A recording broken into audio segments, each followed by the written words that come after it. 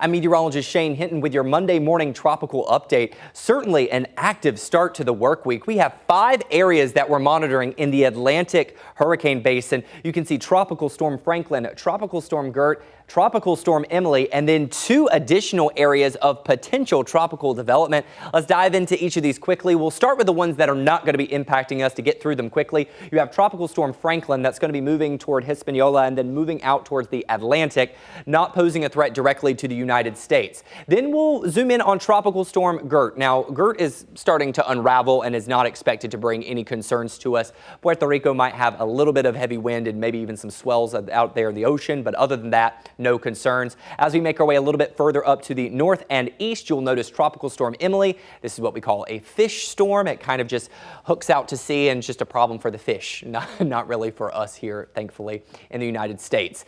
Now we are monitoring a wave off the west coast of Africa. Has a 70% chance of development over the next 7 days. We'll continue to monitor that one, but our main focus now that we're going to go into a little bit more detailed forecasting with is going to be this area in the Gulf of Mexico. Now up to an 80% chance of becoming a tropical system within the next 48 hours. What does that mean?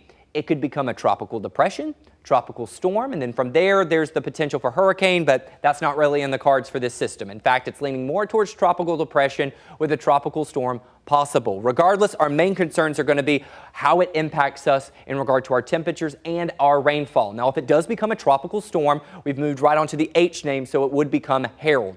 Now, let's dive into the forecasting for this system.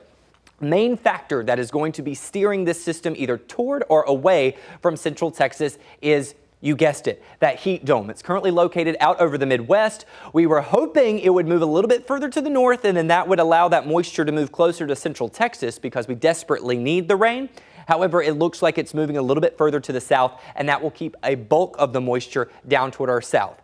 Is there time for this to change? Yes, but right now, as of this morning, the forecast models are trending drier for central Texas and wetter for portions of South Texas. This is the severe weather outlook for Tuesday. Marginal chance for some strong storms, heavy rainfall, maybe even a few isolated tornadoes going to be possible with this. You can see on the high resolution forecast model runs, if it becomes a depression, it moves further inland, keeping the bulk of the rain down toward our south. We'll watch for some outer bands to maybe bring some scattered shower and storm potential on Tuesday, but right now I'm only talking about a 30% chance for that, since that area of high pressure is still going to be pretty dominant. Let's zoom in here locally in central Texas. This is tomorrow at 6 o'clock in the morning from Tuesday. Then we're going into Tuesday around just after lunchtime. You can see some of those outer bands scooting in between San Antonio and maybe Luling. Some of those could be on the heavier side, but like I said, the bulk of it right now staying toward our south. San Marcos could maybe see a heavier storm. This is around 3:30 in the afternoon.